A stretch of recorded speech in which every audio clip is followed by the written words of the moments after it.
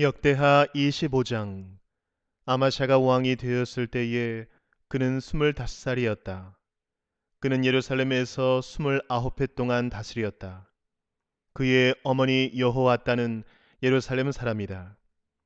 그는 주님께서 보시기에 올바른 일을 하였으나 마음을 다하여 하지는 않았다. 왕권을 확고하게 장악한 뒤에 그는 부왕을 살해한 신하들을 처형하였으나 처형받은 신하의 자녀는 죽이지 않았으니 그것은 그가 모세의 책, 곧 율법에 기록된 말씀을 따른 것이었다. 거기에는 아버지가 자녀 대신에 처형받아서는 안 되고 또 자녀가 아버지 대신에 처형받아서도 안 된다. 오직 각 사람은 자신이 지은 죄에 따라 처형받아야 한다 하고 말씀하신 주님의 명령이 있다. 아마샤는 유다 지파와 베냐민 지파 사람들을 그들이 소속된 가문별로 군대 단위로 조직하고 그들 위에 군대 지휘관인 천부장과 백부장을 임명하여 세웠다.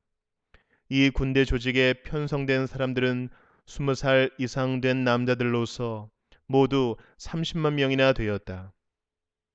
이 사람들은 창과 방패로 무장하고 전쟁터에 나갈 수 있는 장정들이었다. 이 밖에도 그는 은 100달란트를 주고 북왕국 이스라엘에서 용감한 군인 10만 명을 고용하였다. 그러나 어떤 하나님의 사람이 아마샤에게 가서 말하였다. 임금님, 임금님께서는 이스라엘 군대를 데리고 가지 마십시오.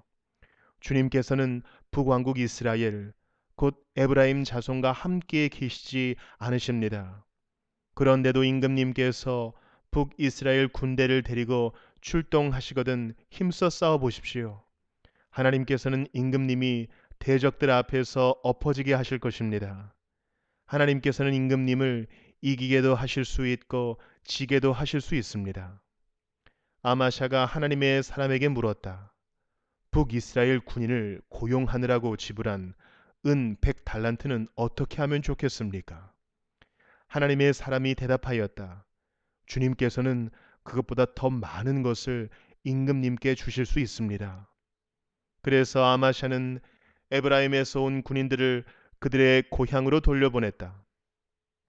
그들은 유다 사람에 대하여 몹시 불쾌하게 생각하면서 고향으로 돌아갔다. 아마샤는 용기를 내어 출병하였다. 소금 계곡에 이르러서 세일 자손 10,000명을 죽였다. 유다 군대가 또 별도로 10,000명을 산채로 붙잡아서 절벽 위로 끌고 올라가 그 밑으로 떨어뜨리자 그들의 몸이 으스러졌다. 그러는 동안에 아마샤가 전쟁에 함께 데리고 출동하지 않고 되돌려보낸 북이스라엘 군인들은 사마리아와 베트론 사이에 있는 유다의 여러 마을을 약탈하고 사람을 3,000명이나 죽이고 물건도 많이 약탈하였다. 아마샤는 에돔 사람들을 학살하고 돌아올 때에 세일 자손의 신상들을 가져와서 자기의 신으로 모시고 그것들 앞에 경배하며 분향하였다. 이 일로 주님께서 아마샤에게 크게 진노하셔서 예언자 한 사람을 보내시니 그가 가서 아마샤에게 말하였다. 이 신들은 자기들을 섬기는 그 백성들을 임금님의 손에서 건져내지도 못하였는데 임금님께서는 이 신들에게 비신이 어찌된 일입니까? 예언자가 이렇게 말머리를 꺼내는데 왕이 그의 말을 가로막으면서 우리가 언제 너를 왕의 고문으로 추대하였느냐? 맞아 죽지 않으려거든 그쳐라 하고 호통을 쳤다. 그러자 예언자는 이렇게 말하고 그쳤다. 임금님께서 나의 충고를 받지 않고 이렇게 하시는 것을 보니 하나님께서 임금님을 망하게 하시기로 결심하셨다는 것을 이제 알 것 같습니다. 유다 왕 아마샤가 참모들과 함께 이스라엘에 대항할 모의를 하고 예후의 손자여 여호아스의 아들인 이스라엘의 여호아스 왕에게 전령을 보내어서 서로 직접 만나 힘을 겨루어 보자고 제안하였다.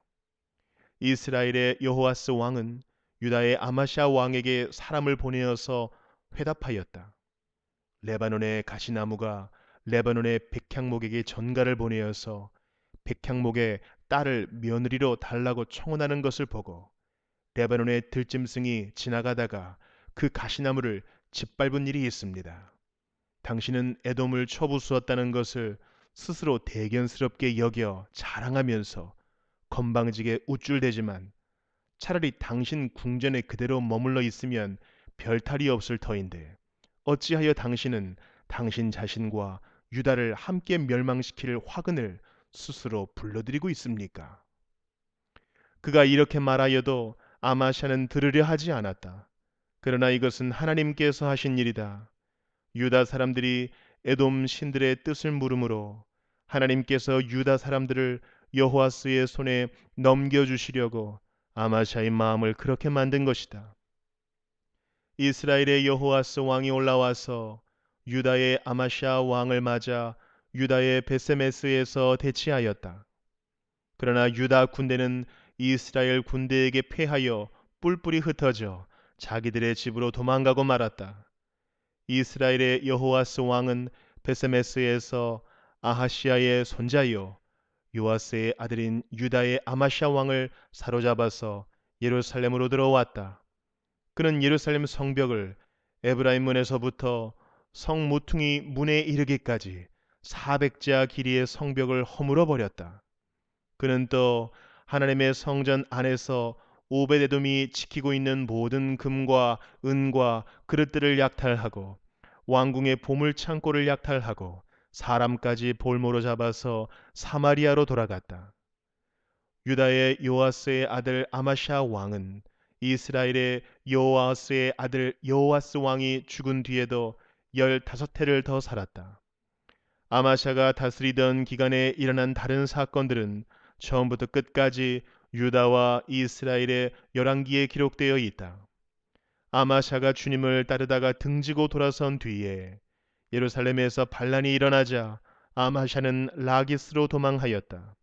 그러나 반란을 일으킨 사람들은 라기스에까지 사람을 보내어 거기에서 그를 죽였고 그의 죽음을 말에 싣고 와서 그의 조상들과 함께 다윗성에 장사하였다. 안녕하세요. 8월 20일 목요일입니다. 오늘은 역대하 25장을 살펴보겠습니다. 역대하 25장에는 남유다 9대 왕 아마샤의 이야기가 기록되어 있습니다. 아마샤는 25살에 왕위에 올라 29년을 통치했습니다. 아마샤의 주요 업적과 사건을 보면 첫째는 왕권을 확립합니다. 둘째로 군대를 정비하여 정예군 30만 명을 조직합니다. 그리고 에돔을 정벌하지요. 그 후 북이스라엘과의 전투에서 패하게 되고 왕위 말년에는 반란군에 의해서 살해를 당하고 맙니다. 역대기에서는 아마샤를 이렇게 평가합니다. 그는 주님께서 보시기에 올바른 일을 하였으나 마음을 다하여 하지는 않았다. 왜 역대기는 아마샤를 이렇게 평가했을까요? 자세히 살펴보도록 하겠습니다. 역대하 24장에서 살펴보았듯이 요아스는 자기 신하들의 손에 의해 잠을 자다가 살해를 당합니다. 그리고 그 아들이 왕이 되는데 그가 바로 아마샤이지요. 역대하는 아마샤가 왕이 된 이후 가장 처음 한 것이 왕권의 확립이라고 기록하고 있습니다. 25살이면 정치를 하기에는 젊은 나이이지만 그는 아버지가 어떻게 죽게 되었는지를 잘 알고 있었을 것입니다. 그래서 아마샤는 왕이 된 후 왕권을 확립하기 위해 애를 썼던 것 같습니다. 어떻게 왕권을 확립했을까요? 그것은 아마도 하나님의 말씀을 존중하며 그 말씀대로 살았기 때문인 것 같습니다. 아마샤가 아버지 요아스의 살해범을 처형하는 것을 보면 죄에 대한 처벌의 의미에서 그쳤고 원한을 갚기 위해 자손까지 죽이는 일을 범하지는 않았습니다. 이것이 모두 하나님의 말씀에 따라 했다고 성경은 기록하고 있습니다. 아마샤는 남유다가 어떻게 세워졌으며 어떤 과정을 거쳤는지를 잘 알고 있었던 것입니다. 하나님의 말씀에 따르면 잘 되고 그렇지 않으면 그 어떤 권위를 세우려 해도 되지 않는다는 것 또한 잘 알고 있었던 것입니다. 아마샤는 국방에도 힘을 써서 남유다 정예군 30만 명을 조직합니다. 그는 이것도 모자라 북이스라엘의 용병 10만 명을 더 고용합니다. 비용이 막대하게 들었는데요. 은 100달란트를 주었다고 합니다. 왕권을 확립하고 군대의 힘을 기른 후 아마샤는 에돔을 치러 출병을 합니다.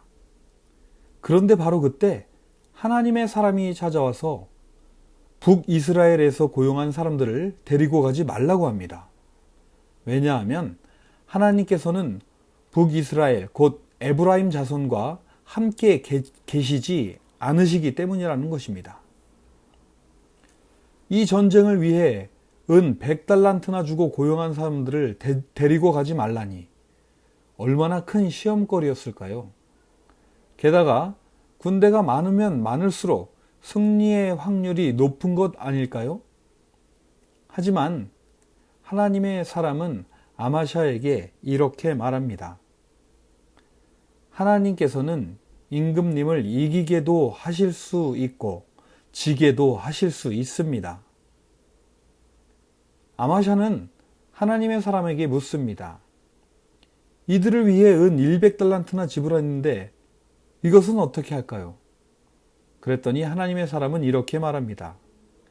주님께서는 그것보다 더 많은 것을 임금님께 주실 수 있습니다. 아마샤는 이 말을 듣고 과감하게 북이스라엘 사람들을 돌려보냅니다. 전쟁은 어떻게 됐을까요? 보나마나 하나님은 에돔과의 전쟁에서 이기게 하셨습니다.